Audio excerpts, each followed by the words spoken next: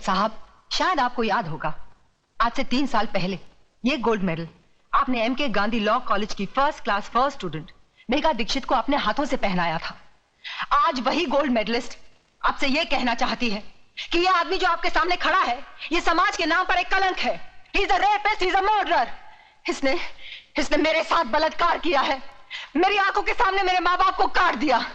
इस आदमी को हमारे समाज में रहने का कोई हक नहीं है, your honour. Objection, your honour. Please let me finish. Mister Mirchandani, इन्हें बोलने दीजिए। मैं जानती हूँ मिस्टर मिर्चंदानी क्या कहने वाले हैं, क्योंकि कानून की सारी किताबें मैंने भी पढ़ी हैं, और मैं ये भी जानती हूँ कि किताबों में जो भी लिखा होता है वो कोर्ट और कचहरी में नहीं होता। अब मिस्टर मिर्चंदानी मुझसे गवाह मांगेंगे, सबूत मांगेंगे, जिनकी खोखली बुनियाद पर यह कानून टिका हुआ है। हर ये तो उन वकीलों में से है जिनका पेशा यही है कि सच को झूठ और झूठ को सच कैसे बनाया जाए। इनका कोई भरोसा नहीं। ये तो ये भी कह सकते हैं कि उस हादसे के दिन चतुर सिंह इस मुल्क में ही नहीं था। Exactly your honour. तो फिर देर किस बात की है? वो नकली पासपोर्ट, नकली टिकट, नकली होटल का बिल जहां चतुर सिंह ठहरा था, वो जज साहब को दे दीजिए ताकि जल्द से जल्द फैसला हो जाए। वो सारे सबूत इस फाइल में मौजूद है योर ऑनर। ये रहे वो सारे सबूत जो इन्हें निर्दोष। Brilliant mister Mirchandani, brilliant.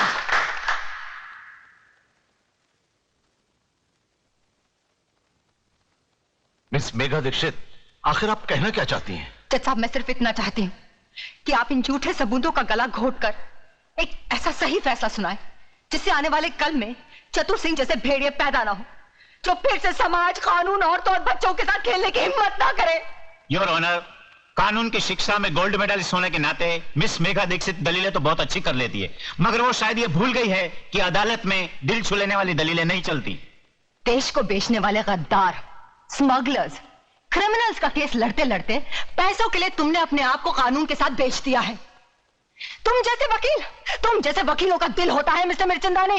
अरे तुमसे तो वो वेश्याएं अच्छी होती हैं जो बेचती जरूर है मगर अपना जिस्म बेचती हैं, अपने देश को, अपनी आत्मा को, अपने ईमान को नहीं बेचती। तुम जैसे चंद वकील इस कानून और अदालत की तौहीन हो। अरे अगर मेरा बस चले तो मैं तुम सबकी डिग्रियां छीन लूं। Miss Megha, control yourself. Control? अरे क्या कंट्रोल करूं जज साहब, क्या कंट्रोल करूं?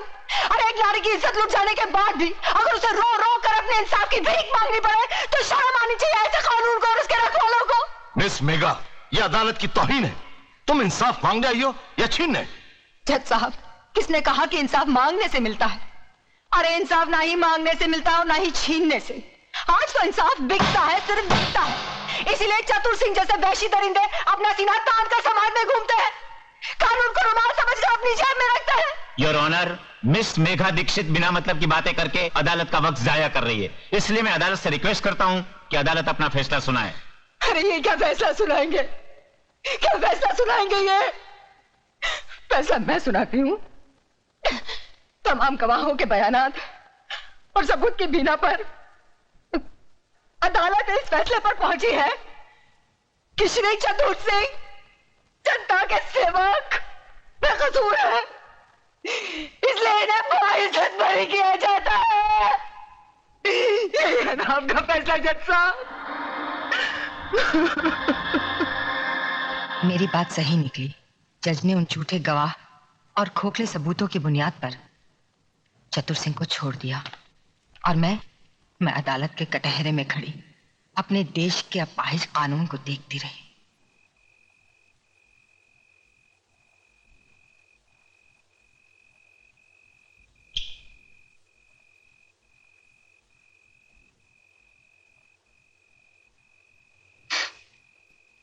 तू भी तो इस बस्ती में अकेला आया था, क्या तेरा अपना कोई नहीं? है ना, माँ है, मैं या नहीं मालूम नहीं। और तू?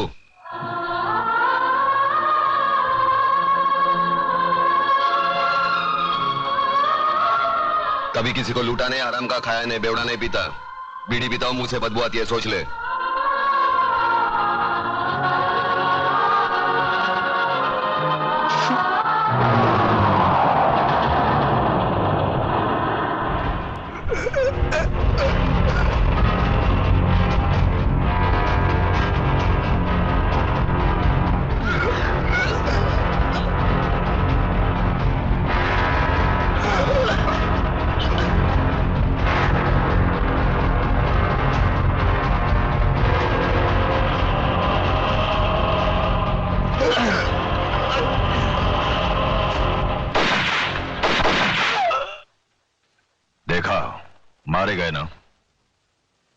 मेघा दीक्षित को पार्सल बनाकर लाने वाले थे ये हरामजादे, और खुद पार्सल बनकर चले आए।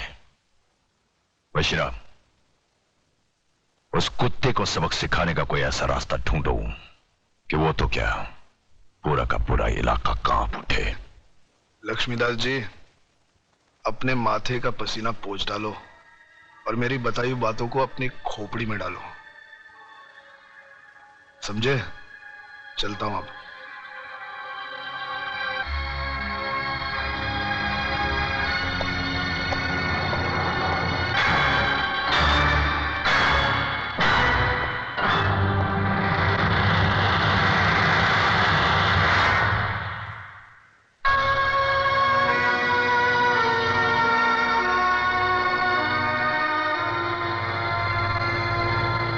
क्या बात है बापू, कौन था वो आदमी? उसे यहाँ पहले तो कभी नहीं देखा। तुझे क्या लेना देना इन सब बातों से? मुझसे मिलने कोई अजनबी नहीं आ सकता क्या? आ सकता है बापू, क्यों नहीं आ सकता? मगर उससे मिलने के बाद आप पसीने में तरबतर क्यों हो गए? सच बताओ बापू, बात क्या है? कोई बात नहीं है, चिंता की कोई बात नहीं है इसमें। आपकी लड़खड़ाती जबान ये बता रही है मुझसे कुछ छुपा रहे हैं। बापू, अगर आपने सच नहीं कहा ना, आपको अपनी इकलौते बेटी की कसम है। कोई बात किसने कहा तू मेरा इकलौता बेटा है? 2 बेटे हैं मेरे, छोटा तू है और बड़ा प्रताप है। धनिया सच बता, क्या बात है? तेरे एक नहीं 2 बेटे जिंदा है, बता बात क्या है? नहीं, वो तो है ना, वो तो है ना, कोई बात नहीं है, कोई बात नहीं है। क्या होता है, वो 2 चीज है जो इंसान को अंधा बना देती है, जमीन और जायदाद। इसने योगराज की बेटी से प्यार किया और हम दोनों बापों ने मिलकर उसका धंधा कर डाला। धंधा। अच्छी लड़की है, लड़की अच्छी है। और योगराज, वो तो साला बहुत बड़ा खिलाड़ी आदमी है और मैं सीधा साधा व्यापारी।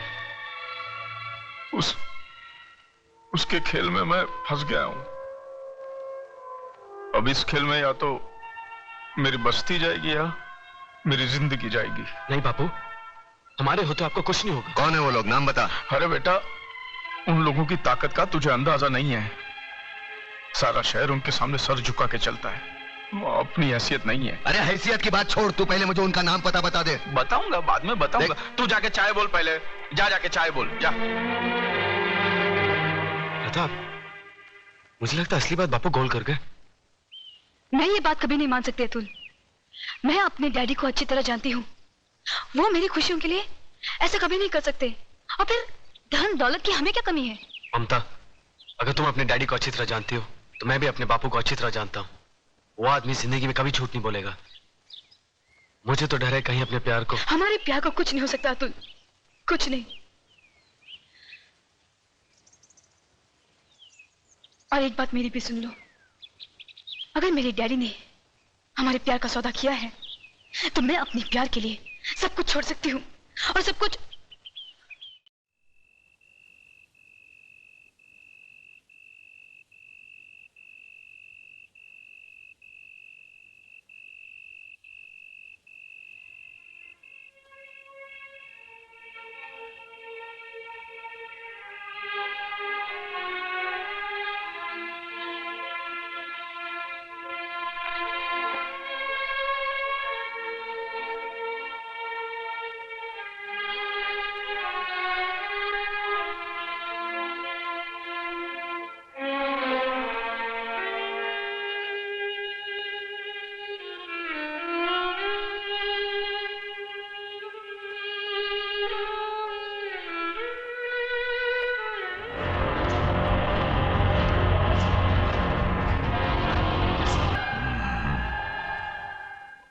आपने मुझे क्यों याद किया? लक्ष्मीदास, दुनिया में ऐसे बहुत सारे लोग हैं जिनको कोई चीज पसंद आ जाती है तो वो उसे छीन लेते हैं, मगर हम उनमें से नहीं हैं। हमें जो चीज पसंद आ जाती है हम खरीद लेते हैं। तुम्हारा लक्ष्मी नगर हमको बहुत पसंद है। वहां युवराज के साथ हम बहुत बड़ा कॉम्प्लेक्स बनाना चाहते हैं। ये सूटकेस के अंदर 3 करोड़ रुपए कैश है और तुम्हारे सामने ये एग्रीमेंट के साथ 2 करोड़ का चेक है।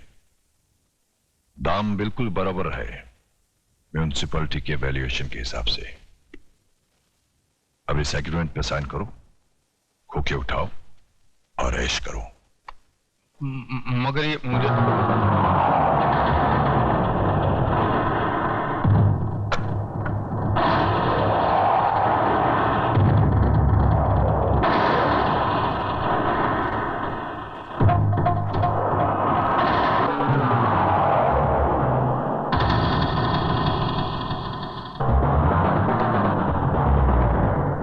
कुछ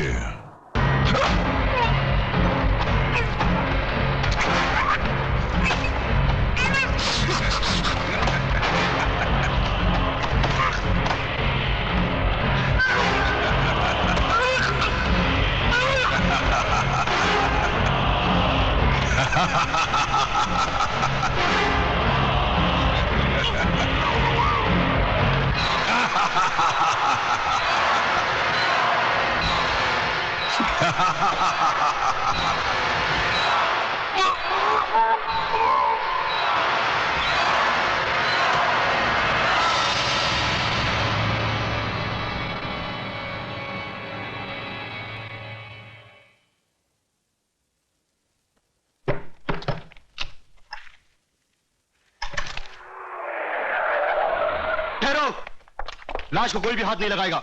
यह पुलिस केस है। यादव, फोटोग्राफ्स लो।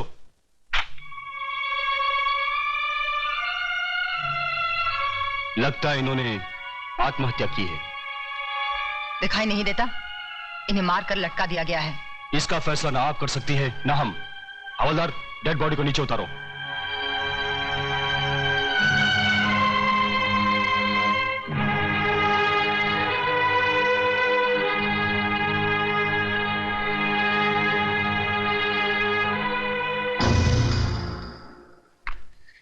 देखिए इंस्पेक्टर, देखिए, है क्या इनके गले पर कोई निशान? अरे आदमी जब आत्महत्या करता है तो उसके गले पर निशान होते हैं, उसकी जबान बाहर निकल आती है। साफ साफ नजर आ रहा है कि इन्हें मारकर लटका दिया गया है। मेघा जी प्लीज, आप हमें हमारी कार्रवाई पूरी करने दीजिए। हाँ करो, कार्रवाई करो। अरे इस्माइल भाई साहब को एक साहब के लिए चाय बोलो, कुर्सी लाओ, लिखो जो जी में आए वो लिखो, और बाद में डाल देना पुलिस थाने के किसी गोडाउन में सड़ने के लिए जहां लाखों के सड़ रहे हैं। लिखो लिखो। इस तरह गर्म होने से कोई फायदा नहीं। जो हो चुका सो हो चुका। लक्ष्मीदास जी की मौत का मुझे भी अफसोस है। अरे बाबा ज्यादा अफसोस मत करो, मेरा धनिया उठ जाएगा कहीं। Mister Pratap, please shut your mouth and keep quiet. What do you mean keep quiet? What do you think about yourself? हाँ, ये खाकी वर्दी पहन ली, ऊपर टोपी पहन ली, हो गए कानून के रखवाले। अरे कानून यहां से जानो, यहां से जताओ, पहले अपने खून में बहती हुई बेईमानी को मिटाओ। निकले कार्रवाई करने। साला कोर्ट इनकी, कानून इनका, सबके सब साले मिले हुए। ना खुद गुनाहगार है, वो क्या लिखेगा रिपोर्ट? इन्हें पोस्टमार्टम के लिए हॉस्पिटल ले जाना पड़ेगा। हवलदार, ए हवलदार, ए संभाल के। ए देख, यहाँ छोटा मगज होता है, उसको धक्का लगेगा ना तो आदमी मत।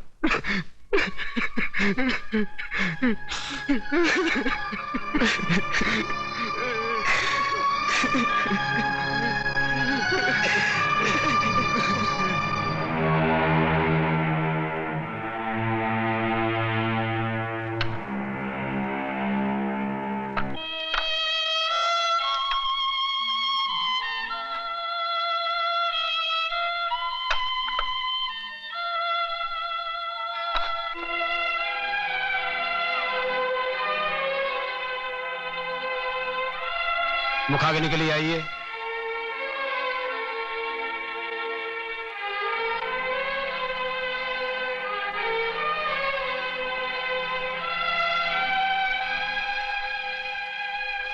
बड़ा बेटा होने के नाते मुझे एक वचन दे, मैं जिधर भी मरूं ना, मेरी चिता को तू ही आग लगाना।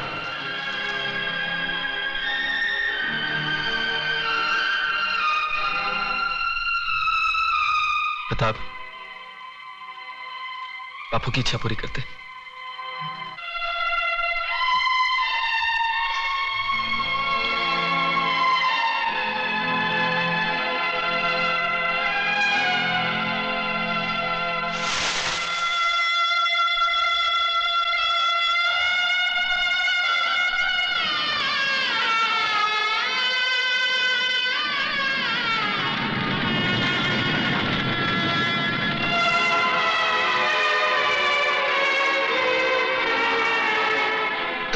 मैं हूं ना, मैं हूं ना।